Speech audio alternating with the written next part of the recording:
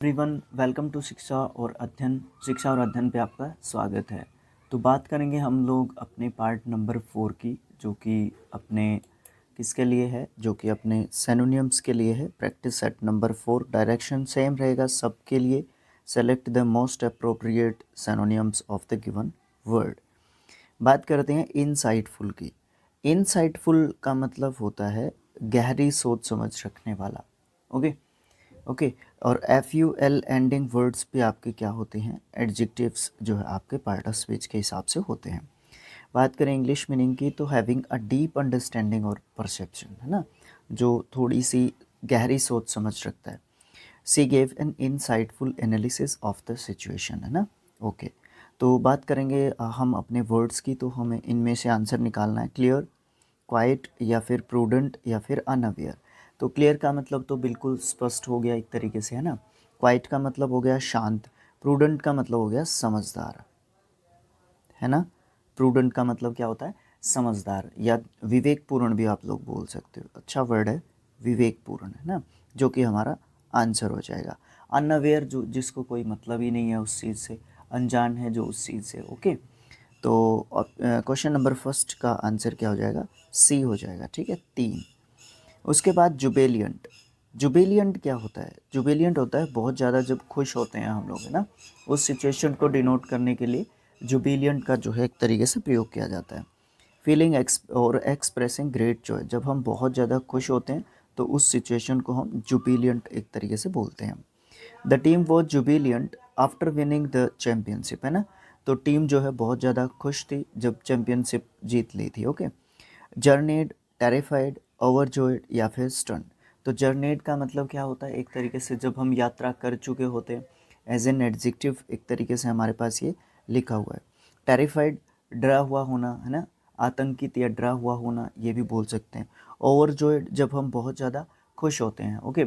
Jubilant का synonym overjoyed आप कह सकते हैं। स्टंट का मतलब क्या होता है, स्टंट का मतलब होता है जब कहीं पे कोई रुक जाता है, तो रुका हुआ होना, रुका हुआ होना। ठीक है। तो इसका भी आंसर यहाँ पे आपको 3 नंबर जो है देखने को मिलेगा। नेक्स्ट जो क्वेश्चन आता है वो आता है justifiable. Justifiable ABL ending word है और एडजेक्टिव एक तरीके से वर्ड है। इसका मतलब होता है समर्थित या समर्थनीय। ठीक है। Able to be shown as a response, reasonable और वारंटेड, है ना। तो सेंटेंस में यूज़ करते हैं, his actions were justifiable given the circumstances. Okay. Options हमें दिए हुए हैं, रीजनेबल, इनडिफेंसिबल, न्यूट्रल, नेचुरल नहीं है, न्यूट्रल, और मेंटेनेबल। मेंटेनेबल जिसमें आप जो है मेंटेन करके रखते हैं चीज़ों को, एक तरीके से संरक्षित, संरक्षित एक तरीके से जब हम रखते हैं चीज़ों को। न्यूट्रल आप जानते हैं कि तटस्थ रहना, हिंदी में बड़ा अच्छा वर्ड है ये, तटस्थ। ना आप उसकी साइड ले रहे हो ना आप उसकी साइड ले रहे हो, आप तटस्थ हो। ओके। आपको एक रिस्पॉन्सिबिलिटी दी गई है कि आपको इन दोनों का फैसला करवाना है या आपको एक अच्छा सही निर्णय देना है। इनडिफेंसिबल एडजेक्टिव वर्ड है, अगेन एक एडजेक्टिव वर्ड आपको देखने को मिल रहा है। इसका मतलब आप समर्थन नहीं देते हो। ठीक है। इनडिफेंसिबल मतलब आप किसी को डिफेंस जो है एक तरीके से नहीं करते हो। रीजनेबल आप जो है तर्कशील, एक तरीके से एक तरीके से तर्कशील आप जो है क्या करते हो, अपना जो है निर्णय देते हो, या फिर आप इसको एक तरीके से उचित भी बोल सकते हो, है ना, उचित बोल सकते हो, सही बोल सकते हो, जो कि हमारे क्वेश्चन का यहाँ पे आंसर भी रहेगा। जस्टिफाइएबल मतलब रीजनेबल आप जो है बोल सकते हो सिनोनिम के रूप में। नेक्स्ट हमारा रहेगा लेविश। लेविश जो है हमारा एक एडजेक्टिव वर्ड है। इसका मतलब बहुत शानदार, लग्जरियस एक तरीके से आप बोल सकते हो। ठीक है। ओके। तो एक्सपेंसिव या luxurious in quality. Okay. They threw a lavish party to celebrate their anniversary. तो स्टाइलिश आप जानते हैं। मीगर, मीगर का मतलब होता है कम, है ना। मीगर का मतलब क्या होता है, कम होता है मीगर का मतलब, राइट, जब किसी चीज़ की कमी हो। यूनिक बिल्कुल अलग हो गया। लग्जरियस, लग्जरियस वही होता है जो हमारा लेविश होता है। ठीक है।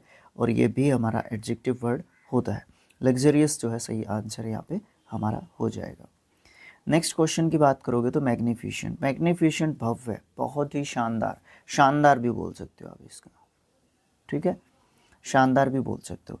इम्प्रेसिवली ब्यूटीफुल, ग्रैंड या फिर एक्सीलेंट, ठीक है। The place was truly magnificent in its architecture, बहुत ही ज़्यादा मतलब शानदार था, बहुत ज़्यादा शानदार प्लेस था जो आर्किटेक्चर होता है उसके हिसाब से, राइट। जस्टिफाई, जस्टिफाई जो किसी चीज़ को, किसी तर्क को एक तरीके से क्या करता हो, बिल्कुल समर्थन एक तरीके से देता हो, ठीक है। हाईएस्ट जो बहुत ज़्यादा ऊंचा होता है या सबसे ऊपर है, सर्वोच्च है, सर्वमान्य है, ठीक है। सर्वमान्य, सर्वमान्य तो नहीं कहना चाहिए, वो तो नाउन के रूप में कह सकते हैं हम लोग। मॉडेस्ट, मॉडेस्ट का मतलब आप बिल्कुल सीधा, साधारण, सिंपल, है ना, साधारण बोल सकते हैं। ग्लोरियस, ग्लोरियस अगेन एक एडजेक्टिव वर्ड है हमारा, ओके, जो कि मैग्निफिशेंट का एक तरीके से आप लोग क्या कर सकते हो, सिनोनिम मान सकते हो, मान सकते हो क्या होगा, इन तीनों में से होगा, ठीक है। ग्लोरियस मतलब भी क्या होता है, शानदार होता है, भव्य होता है। नेक्स्ट हमारा क्वेश्चन आता है मोडेस्ट। मोडेस्ट बिल्कुल सादा, सिंपल, ऑर्डिनरी, एकदम से नॉर्मल, बिल्कुल नॉर्मल, ठीक है, ओके, बिल्कुल नॉर्मल, सादा से सादा, सिंपल आप इसको बोल सकते हो। नॉट एक्सेसिवली प्राउड और फॉल्सी, बिल्कुल जिसमें कोई मतलब फॉल्सी जो है चीज़ नहीं है, बिल्कुल दिखावा या इस तरीके की चीज़ बिल्कुल भी यहाँ पे आपको देखने को नहीं मिलती है, ठीक है। डिस्पाइट हिज सक्सेस ही रिमेन्ड, बिल्कुल मॉडेस्ट, है ना। डेम्यूर क्या होता है, डेम्यूर का मतलब होता है जब हम ये कहते हैं कि थोड़ा सा बंदा है ना, क्या है, संकोची है, थोड़ा सा वो शर्माता है, जिसमें आप इसको शर्माना भी बोल सकते हो, ठीक है, ओके। तो ये यहाँ पे इसका मतलब एरोगेंट का मतलब घमंडी होता है, आपको पता ही है, ठीक है। पैटी, पैटी एक अच्छा वर्ड है, पैटी का मतलब होता है बिल्कुल तुच्छ, जिसको कुछ नहीं पता, बिल्कुल शून्य, ठीक है, बिल्कुल नगण्य, ठीक है, नगण्य, बिल्कुल जीरो, कुछ नहीं आता उसको। ल्यूसिड होता है क्लियर, या फिर आप इसको स्पष्ट बोल सकते हो हिंदी में बोलना चाहो तो आपका यहाँ पे मोडेस्ट का जो सिनोनियम है वो डेम्यूर आपको यहाँ पे देखने को मिलेगा। ऑप्शन नंबर ए, डेम्यूर, ठीक है, जिसमें वैसे इसका मतलब संकोची एक तरीके से बोल सकते हो आप लोग, जैसा कि हम लोग पहले भी डिस्कस कर चुके हैं। अगर संकोची व्यक्ति मोडेस्ट ही होगा, वो ज़्यादा नहीं बोलेगा, ठीक है ना, वो ज़्यादा नहीं बोलेगा, वो थोड़ा सा संकोची होता है, ठीक है, ओके। नेक्स्ट जो क्वेश्चन आता है हमारा वो आता है सेवंथ। सेवंथ कहता है मंडेन, एडजेक्टिव वर्ड है, बड़ा अच्छा वर्ड है, स्पेलिंग टेस्ट के हिसाब से भी इम्पोर्टेंट वर्ड की कैटेगरी में आप इसको रख सकते हो। बिल्कुल साधारण, सामान्य, सिंपल, इसको भी बोल सकते हो आप सिंपल। लैकिंग एक्साइटमेंट, जो एक्साइटमेंट नहीं दिखाता इतनी ज़्यादा, बिल्कुल साधारण सा व्यक्ति एक तरीके से होता है। एबनॉर्मल आप बोलोगे जो असाधारण है, असामान्य है, ठीक है। ऑर्डिनरी बिल्कुल जो सामान्य होता है, जो कि सही आंसर रहेगा हमारा इस क्वेश्चन का। उसके बाद वंडरफुल आप जो है बहुत ही मतलब वंडरफुल आप किसको बोलते हैं, अद्भुत होता है जो, उसको हम वंडरफुल बोलते हैं। एक्साइटिंग जिसमें हम बहुत ज़्यादा क्या रहते हैं, रोमांचित, क्या रहते हैं, रोमांचित, एक्साइटेड, एक्साइटिंग मतलब रोमांचित, ओके। तो ऑप्शन नंबर आपका बी यहाँ पे आपका सही हो जाता है मंडन के लिए। नैरो, नेक्स्ट वर्ड आता है नैरो। नैरो एडजेक्टिव वर्ड है, संकुचित, बिल्कुल संकरा भी आप इसको बोल सकते हो, जिसको भीड़ा कहते हैं हम लोग, ठीक है ना। क्लस्ट्रोफोबिया, जिन चीज़ों से डर लगता है, जिसमें भीड़ी जगह से हमें बहुत ज़्यादा डर लगता है। Not wide, limited in extent, okay. The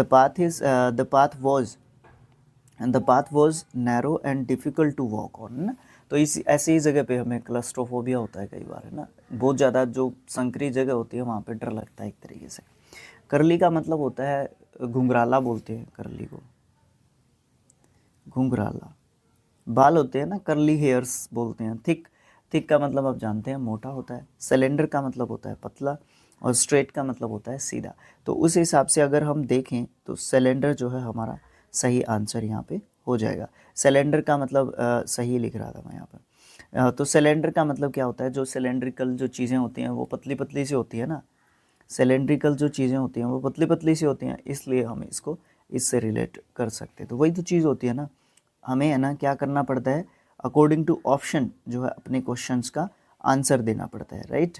तो वही तो चीज़ आती है यहाँ पे सबसे इम्पोर्टेंट। ऑब्जेक्शन नाउन वर्ड है, TION एंडिंग वर्ड्स में से है हमारा, तो ऑफकोर्स एक नाउन वर्ड है हमारा यहाँ पे ये, ठीक है। और आपत्ति इसका मतलब होता है एन एक्सप्रेशन ऑफ डिसअप्रूवल या फिर ऑपोजिशन ना, जिसमें विरोधाभासी या विरोधी कोई भावना निकल के हमारी आती है, या फिर डिसअप्रूवल की एक्सप्रेशन हमारी रहती है, ना नकुर जिसको आप बोल सकते हो रहती है। The lawyer raised N objection during the trail, lawyer ने ट्रेल के दौरान जो है ऑब्जेक्शन रेज किया। डिसअप्रूवल सिनोनिम दे सकते हो? नहीं दे सकते, दे सकते हैं, बिल्कुल दे सकते हैं। इसका मतलब क्या है? आपत्ति बोल सकते हो आप लोग डिसअप्रूवल का। मौन का मतलब एक तरीके से आप बोल सकते हो चीख या चिल्लाहट, या फिर क्या होता है वो, कराह होता है शायद, एक वर्ड कराह है ना, कराहना, वही सही। सैंक्शन, सैंक्शन का मतलब आप जानते हैं, एक देश ने दूसरे देश के ऊपर जो है सैंक्शंस लगाए, या एक तरीके से स्वीकृति दे दी। सैंक्शन का मतलब स्वीकृति थोड़ी होता है, सैंक्शन का मतलब होता है रोक, अवरोध, एक तरीके से आप बोल सकते हो, ठीक है। या कुछ समय के लिए जो अवरोध लगाए जाते हैं उसको आप सैंक्शन बोल सकते हो, ठीक है। ओके, उसके बाद आपका काउंटर आता है। काउंटर, काउंटर का मतलब क्या होता है? काउंटर का मतलब होता है एक तरीके से आगे से जो है, एक तरीके से अटैक, एक तरीके से आप बोलना, काउंटर अटैक जो है एक वर्ड होता है ना, उससे रिलेटेड आप जो है काउंटर को कर सकते हो। काउंटर का मतलब एक तरीके से आप बोल सकते हो विरोध भी बोल सकते हो। तो डिसअप्रूवल और काउंटर में यहाँ पे हो सकती है थोड़ी सी असमंजस की स्थिति हमारे यहाँ पे, कि हम ऑब्जेक्शन का सिनोनियम काउंटर को भी दे सकते हैं क्या, लेकिन काउंटर से ज़्यादा मतलब स्ट्रांगली अगर इसके ऊपर काउंटर के पीछे कुछ अगर होता, एज एन एडजेक्टिव हम इसको यूज़ कर रहे हैं, तो इसके पीछे अगर कुछ होता तो ये सिनोनियम का रूप ले सकता था, लेकिन अब तो हमारा डिसअप्रूवल ही होगा। इसीलिए हमारा सही आंसर क्या होगा? डिसअप्रूवल एक तरीके से रहेगा, राइट। नेक्स्ट क्वेश्चन हमारा देखते हैं, ये है ऑब्सेशन। ऑब्सेशन नाउन वर्ड है, TION एंडिंग वर्ड बोल लो इसको, या SION एंडिंग वर्ड बोल लो, बिल्कुल जो है सही बैठेगा हमारा यहाँ पे एक तरीके से, ठीक है। तो अब देखते हैं इसको हम, इसका मतलब आप बोल सकते हो मोह बोल सकते हो, या एक तरीके से धुन एक तरीके से बोल सकते हो इसको। ए कॉन्स्टेंट प्री ऑक्यूपेशन, और या फिर फैसिनेशन विद समथिंग, मतलब क्या है कि जब हम किसी चीज़, लगातार जब हम किसी चीज़ के तरफ अट्रैक्ट रहते हैं, अट्रैक्टेड बोल लो रहते हैं, है ना, तो उस चीज़ को हम धुन, उसकी धुन पे नाचना, है ना, या उसमें मोहित हो जाना किसी चीज़ के ऊपर, तो उस चीज़ को हम क्या बोल सकते हैं? उस चीज़ को हम बोलते हैं बिल्कुल जो है ऑब्सेशन, हमें उस चीज़ का एक तरीके से हो गया है, राइट। ये चीज़ देखने को मिलती है। उसके बाद आपका जो है मीनिंग की बात करोगे तो हिज ऑब्सेशन हो चुका मीनिंग। सेंटेंस में यूज़ करने के लिए बोलोगे तो his obsession with perfection made him an access, है ना।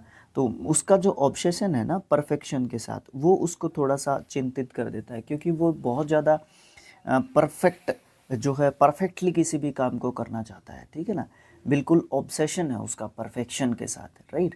तो उससे वो चिंतित भी हो जाता है कई बार, क्योंकि जो लोग सीधे रूल्स एंड रेगुलेशंस के साथ चलते हैं तो उसमें आपको बहुत बार जो है परेशानियां देखनी पड़ती हैं, परेशानियां झेलनी पड़ती है, तो वो चीज़ यहाँ पे आपको देखने को ज़रूर से मिलती है, ठीक है।